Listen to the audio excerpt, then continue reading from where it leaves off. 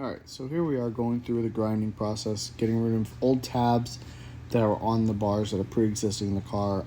A lot of this work I didn't do, so I have to cut a bunch of it out before I can even get started moving forward. You can kind of see me hammering off those brackets. Those were the old fuel cell tabs because it had straps that went there. They weren't the best thing in the world, but they worked. Now, I'm measuring out to find center line and make sure that I put everything where I want it to be. The goal is to make sure you're not having any issues. I grabbed a plumb bob so that I can check the center of the actual differential to figure out where I was going to mount the tabs that came off the differential for arms. However, later on you'll see that that doesn't work out, and I would actually have to put the arms facing forward, and there's really no space there either. So again, we're going through and measuring it out, and we're going to add the tabs. Here we are tacking in the tabs. I didn't know that there's supposed to be 2 tabs, so I only had 1 tab in this set, which kind of helped because I would have had to absolutely cut them off. You can see it tacked in place, ready to go. And here we are just, doing a quick check, making sure everything actuates up and down, get the range of movement. But like you could see, the arms were going forward and bolted into the third member housing bolts, and I just wasn't confident in those, so I wanted to change it to a way that was more structurally sound. I had all the range of motion I was looking for, but it's just putting them on those tiny little bolts was a little sketchy to me, so I decided to switch it out and put it on the bottom of the housing. Let's check that out. Welcome. All right, so we're gonna start this video with a bunch of time lapse from working to put the anti-roll bar in on the top section. And I'm going to tell you that that didn't work out, so I cut it back out. Well, I didn't cut it back out yet. I have to cut the upper brackets off, but no big deal. So what we're doing instead is we're going to be mounting it underneath the rear end. Let's see if I can. Okay, so we're going to mount a couple of bars across. There used to be a bar under there, but it was rather thin and kind of flimsy. And when I cut some brackets off it, it basically just like ripped chunks out of it. So wasn't worth it. Cut it all the way off. So we're gonna put essentially the cut off ends from the ARB, which here we go.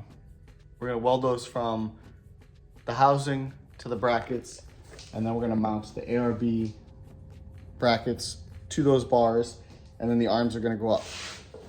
And then we're gonna be putting these bars, which they're crusty right now, but they'll get cleaned up like so. Like this, so you can see I've got one in place already. The other one's gonna go on that side. And then the tabs for the anti-roll bar, because those arms are gonna stick out, are gonna come off the side of that up forward, so the arm just goes straight up. That's kind of the idea. And come up so that everything can come off and be serviceable as well as being functional. We will have to get different adjusters, obviously, because that's a much bigger distance. Those adjusters are a lot smaller, and they're only for mock-up, so I can measure out and figure out exactly how long I need those arms to be. The other thing we're doing is now the fuel cell on that bar sits significantly higher, I think, to make it to where it's gonna be a little easier to access the out. I'm probably gonna tilt this just a hair to kind of point the nozzle down just a little bit.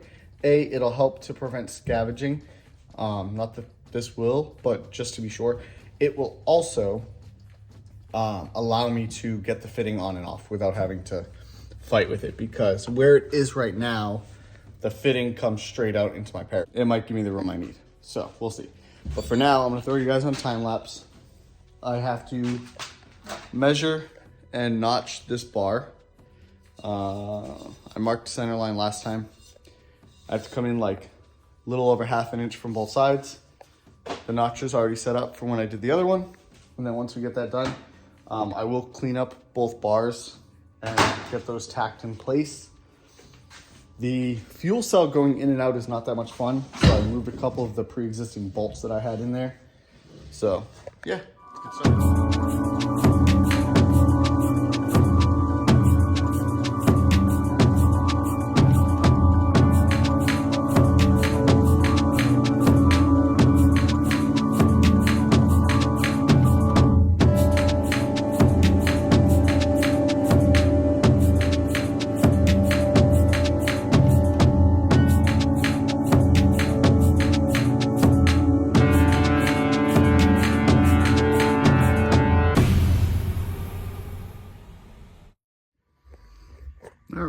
so we have bars. That one does not look very square on this end. I think I'm gonna have to do a little finesse. Maybe. Is this side square? Yeah, that side's off. Yeah, that's what it is. I don't know. But so those are the bars. Now I gotta take them back out and clean up here on this pipe, and then the other pipe.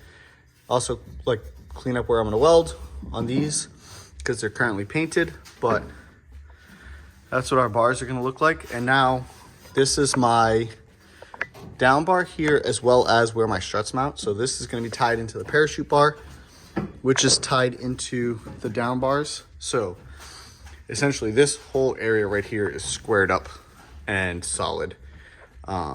And then, like I said, the fuel cell will sit on top. I'll probably make some sort of little riser to kick the back of it up just a hair. I think I'm also gonna have to do a little bit of grinding to get, so the front tabs there will be fine. I'll make tabs off the end of this, and we'll just put like a little tab and it'll bolt on.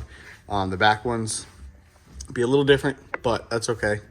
I'll have to weld some on and go from there. But that looks pretty freaking good for a little bit of work.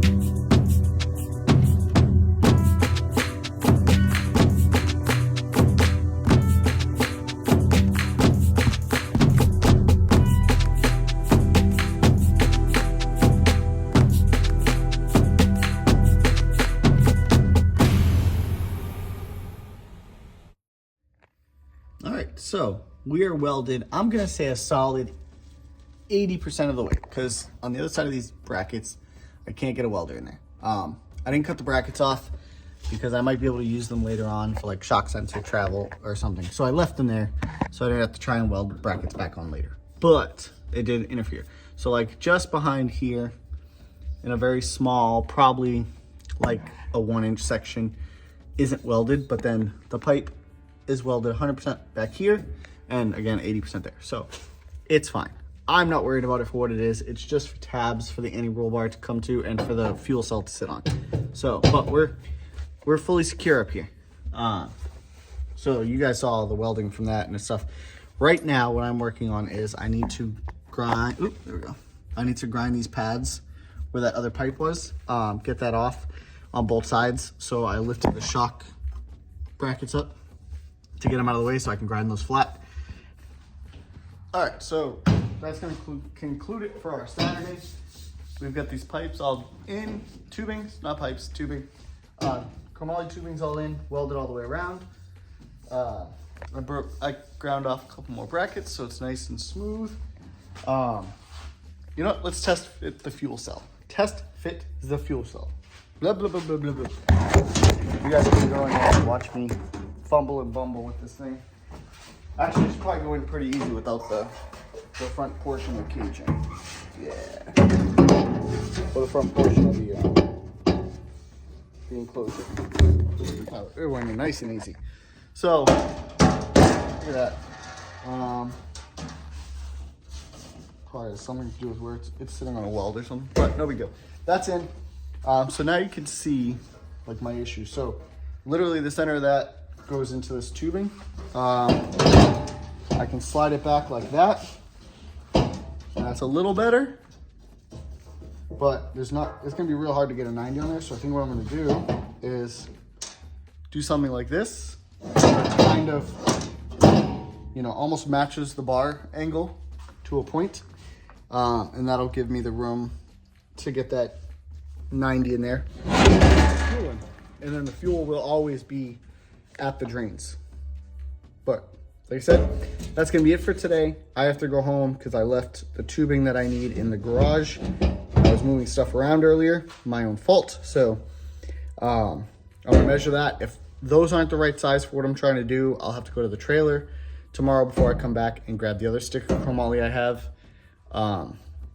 and lay that in. But I think we got this figured out. We're basically just gonna replace, we're gonna replace the bar we cut out. That was thin, cheap stuff.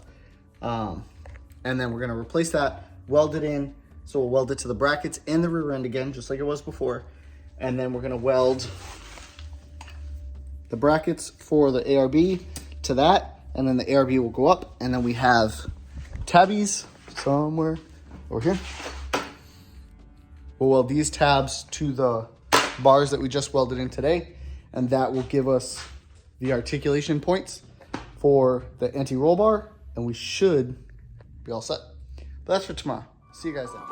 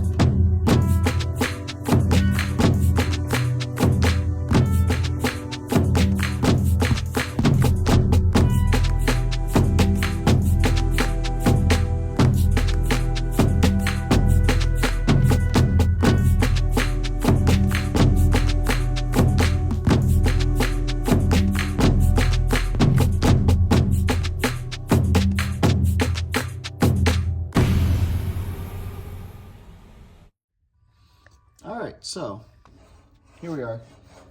Time lapse will be in there, welding the new brackets in.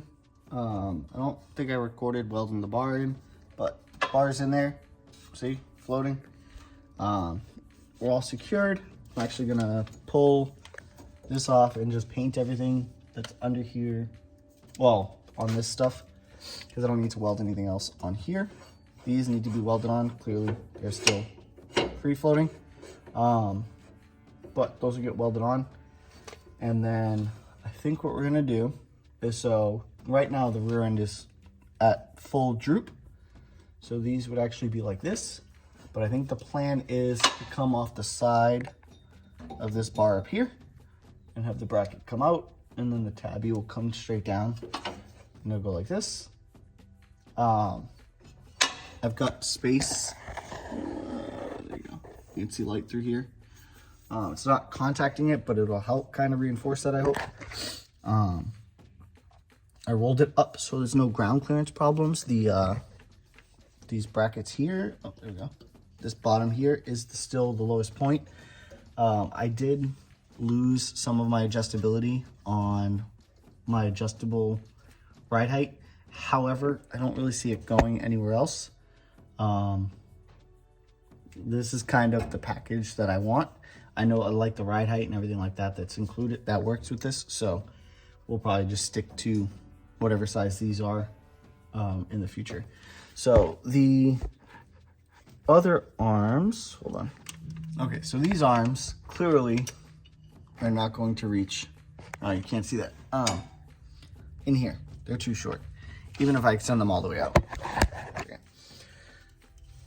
So yeah, even if these extend all the way out, they're still far too short.